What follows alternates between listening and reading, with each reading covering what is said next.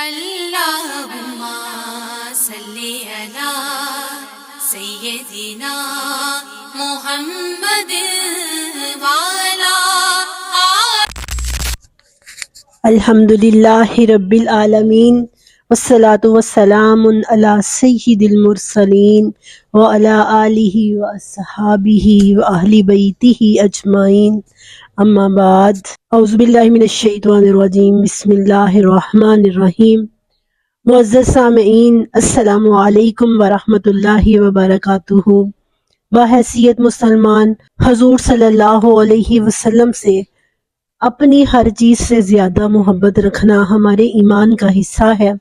ہم میں سے ہر کوئی یہ چاہتا ہے، یہ خواہش رکھتا ہے کہ کاش اس نے وہ دور دیکھا ہوتا جب رسول اللہ صلی اللہ علیہ وسلم اور آپ کے صحابہ کرام کی محفلیں جمع کرتی تھیں، اور صحابہ کرام اپنے ایمان کی آبیاری کے لیے رسول اللہ صلی اللہ علیہ وسلم سے ڈائریکٹ فیض یاب ہوتے تھے۔ ہر کوئی ہم میں سے یہ خواہش رکھتا ہے، لیکن دوستو، آج بھی یہ ممکن ہے، آج بھی ایسا ہو سکتا ہے کہ ہم حضور صلی اللہ علیہ وسلم کی صحبت سے فیض یاب ہوں۔ یہ کیسے ممکن ہے؟ آئیے آج میں آپ کو بتاتی ہوں۔ جب ہم رسول اللہ صلی اللہ علیہ وسلم کی سیرت کا مطالعہ کرتے ہیں، آپ صلی اللہ علیہ وسلم کی احادیث، جو وہ الفاظ ہیں جو رسول اللہ صلی اللہ علیہ وسلم کے منہ سے ڈائریکٹ ادا ہوئے ہیں، ان کا مطالعہ کرتے ہیں تو گویا وہ لمحات ہم رسول اللہ کی صحبت میں گزارتے ہیں۔ تو آئیے آج بھی ہم کچھ لمحات رسول اللہ صلی اللہ علیہ وسلم کی صحبت میں گزارتے ہیں۔ آئیے چلتے ہیں مدینہ منورہ، کہ رسول اللہ صلی اللہ علیہ وسلم کو مدینہ میں آئے ہوئے 4 سال کا عرصہ گزر چکا تھا۔ پہلے ہی سال غزوہ بدر ہوئی، اس کے بعد غزوہ احد، اور غزوہ احد میں بظاہر تو کافر کامیاب رہے تھے، لیکن اندر خانے وہ جانتے تھے کہ یہ صرف ظاہری کامیابی ہے، اصل کامیاب تو مسلمان ہی ہوئے ہیں، کیونکہ رسول اللہ صلی اللہ علیہ وسلم کی جو دعوت تھی اس میں ایک جان تھی، اور وہ لوگوں کو اپنی طرف کھینچ رہی تھی، ایک مقناطیس کا کام کر رہی تھی۔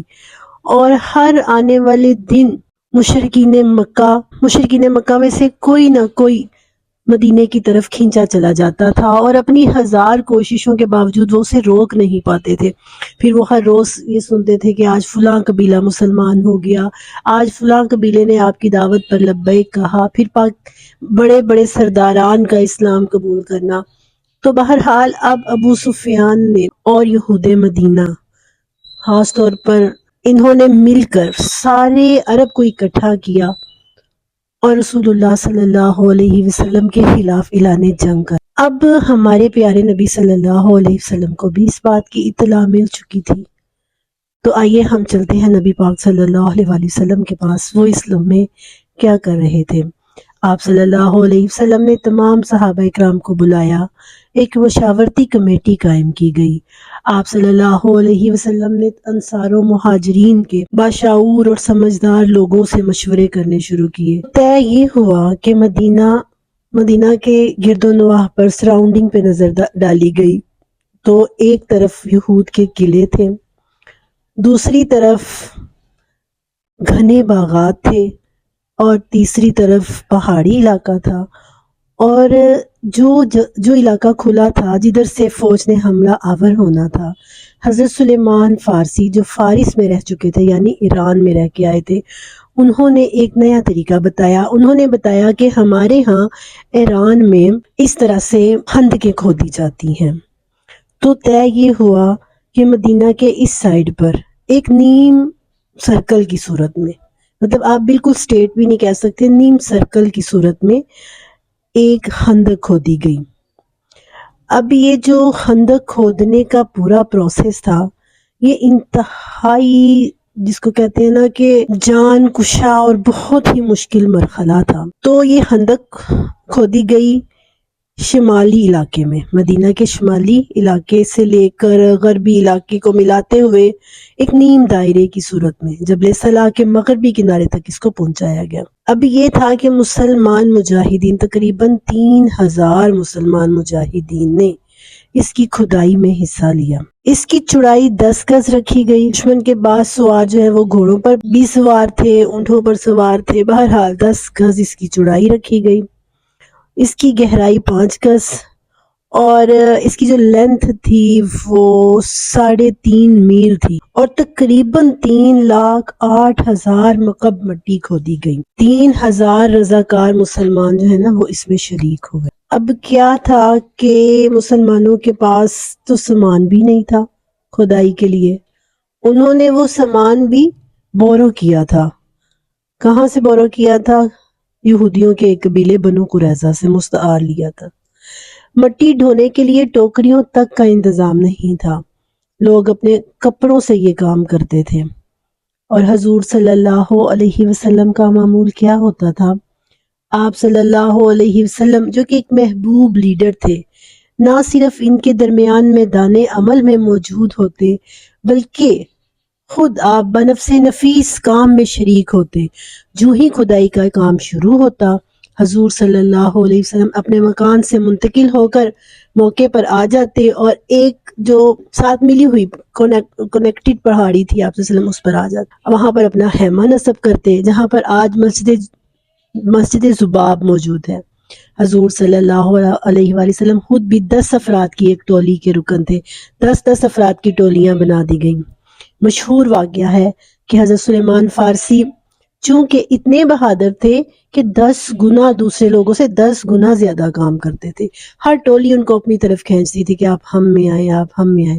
تو رسول اللہ صلی اللہ علیہ وسلم نے اس کشمکش کا فیصلہ یوں کیا کہ آپ صلی اللہ علیہ وسلم نے فرمایا، سلمان منا اہل البیت، یعنی سلمان تو میرے اہل بیت میں سے ہے۔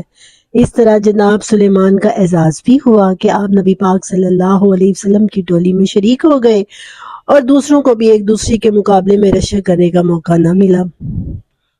حضور صلی اللہ علیہ وسلم نے نہ صرف مٹی ڈھوئی بلکہ کدال کا کام بھی کیا۔ جب کوئی سخت چٹان آ جاتی تو آپ خود پہنچتے۔ حضرت سلیمان فارسی فرماتے ہیں کہ کھدائی کرتے ہوئے ایک دم اتنا مضبوط پتھر آ گیا کہ ہم سب نے کوشش کی لیکن وہ پتھر ہم سے ٹوٹ نہیں رہا تھا۔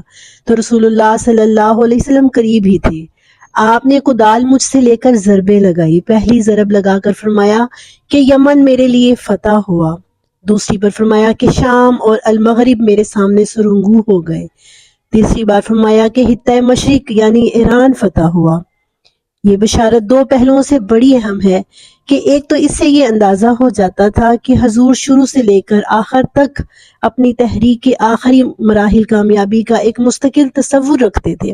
آپ کو یقین تھا کہ آپ جو تحریک اٹھا رہے ہیں وہ کامیاب ہوگی۔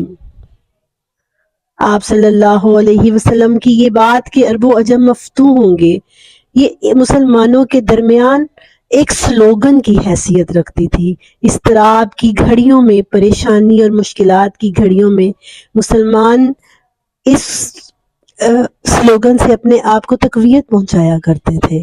اضطراب کی سخت گھڑیوں میں اس بشارت پر طنز کرتے ہوئے معتب بن قشیر نے کہا تھا کہ ایک طرف تو محمد ہمیں کیسر و کسریٰ کے خزانوں کی کنجیاں دلواتے ہیں اور دوسری طرف ہمارا حال یہ ہے کہ خوف کے مارے ہم قضائے حاجت کے لیے ہم نہیں جا پا رہے۔ تو یہ ایسا معرکہ تھا کہ آپ سمجھے 1 مہینے سے زیادہ یہ محاصرہ جاری رہا، اور صحابہ اکرام کو سمجھ آ گئی کہ یہ جو رسول اللہ صلی اللہ علیہ وسلم نے فرمایا ہے نا کہ جب تک تم حسب الناس ان یترکوا ان یقولوا آمنا وهم لا یفتنون، کہ جب تک تم آزمائے نہیں جاؤ گے تم مومن نہیں ہو سکتے۔ آپ کی یہ بات بالکل سچ ہے، اور اللہ نے اس موقع پر فرمایا تھا سورۃ احزاب کے بارے میں اللہ تعالیٰ کا فرمان موجود ہے، یاد کرو وہ وقت جس وقت دشمن بالائی جانب سے بھی اور زری جانب سے بھی، یعنی تمہارے اوپر سے اور تمہاری نیچے سے اور ہر طرف سے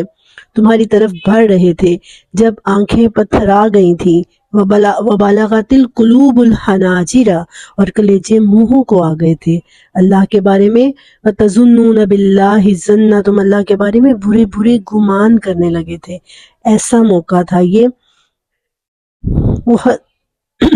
مطلب احد میں بھی رنج و غم کے پہاڑ ٹوٹ رہے تھے، مگر جو کچھ یہاں ہوا یہ ایک دن کا نہیں تھا، یہ ایک لمبی منزل تھی، اور مقابلے میں صرف قریش نہیں تھے، بہت سارے عناصر تھے۔ مسلمانوں کے کرب و اضطراب کو دیکھ کر حضور صلی اللہ علیہ وسلم نے یہ تدبیر نکالی کہ دشمن کی کسی نہ کسی طاقت کو مصالحانہ تدبیر سے محاذ سے الگ کرایا جائے۔ رسول اللہ صلی اللہ علیہ وسلم کو یہ بھی خبر ملی، قریظہ جو ہے نا مشرکین مکہ کے ساتھ مل گئے ہیں۔ اب یہ اس خبر نے اور زیادہ پریشان کیا۔ اب ایسے میں صحابی رسول ہے نعیم بن مسعود، انہوں نے اسلام قبول کر لیا۔ وہ رسول اللہ صلی اللہ علیہ وسلم کے پاس ہے۔ یہ اللہ کی ایک تدبیر تھی۔ اللہ نے کافروں کی تدبیروں کو جب الٹا کرنا ہوتا ہے تو اللہ تعالیٰ اس طرح سے کرتے ہیں۔ حضرت نعیم بن مسعود نبی پاک صلی اللہ علیہ وسلم کے پاس آئے۔ اب ظاہر ہے کہ بنو قریظہ پیچھے تھے، اگر وہ بھی غداری کر جاتے تو دونوں طرف سے مسلمان خطرے میں تھے۔ اب مسلمانوں کی حالت یہ تھی کہ ایک دفعہ صحابہ کرام نے رسول اللہ صلی اللہ علیہ وسلم کے پاس آ کر اپنا پیٹ دکھایا کہ اللہ کے رسول دیکھیے بھوک سے ہماری یہ حالت ہوئی ہے کہ ایک ایک پتھر باندھنا پڑے گا، اور اس حالت میں رسول اللہ نے اپنا پیٹ دکھایا اور کہا کہ یہاں پر تو 2 پتھر باندھنے کی ضرورت ہے۔ مطلب اتنے عرصے سے اب دفاع کر رہے تھے۔ مسلمانوں کی حالت یہ تھی کہ اکثر نمازیں بھی قضا ہو جاتی تھیں۔ حضرت ابوبکر صدیق کا بیان ہے کہ وہ فرماتے ہیں جب ہمیں یہ خبر ملی بنو قریظہ کی غداری کی تو ہماری پریشانی کا عالم یہ تھا کہ ہم بار بار پہاڑ پر جا کر دیکھتے تھے کہ کہیں ہمارے اہل و عیال پر حملہ نہ ہو جائے، پھر اپنے گھروں کو جب پرسکون دیکھتے تو خدا کا شکر ادا کرتے۔ حضور صلی اللہ علیہ وسلم نے 300 افراد کا ایک دستہ مدینہ کی حفاظت کے لیے روانہ فرما دیا تھا۔ حق یہ ہے کہ اس موقع پر مسلم طاقت کا جیسا کڑا امتحان ہوا ایسے پہلے کے دونوں بڑے معرکوں میں نہیں ہوا تھا۔ حضرت نعمان بن مسعود نے جو جنگی چال اس وقت چلی حضور صلی اللہ علیہ وسلم کی اجازت سے، وہ اللہ کی ایک مدد تھی۔ حضرت نعیم بنو قریظہ کے پاس گئے اور ان سے جا کے کہنے لگے قریش اور بنو غطفان تو چلے جائیں گے، ایسا نہ ہو کہ وہ تمہارے ساتھ غداری کریں اور وہ چلے جائیں، پھر محمد کی تلواروں کی زد پہ تم ہوگے، تم اکیلے رہ جاؤ گے اور مسلمانوں کا مقابلہ نہیں کر سکو گے۔ ایسا کرو کہ ان سے کہو ہمارے پاس کچھ آدمی گروی رکھ دو، اگر وہ ایسا کریں گے تو پھر تم ان کا ساتھ دینا ورنہ نہ دینا۔ اب کوئی نہیں جانتا تھا کہ یہ مسلمان ہو چکے ہیں۔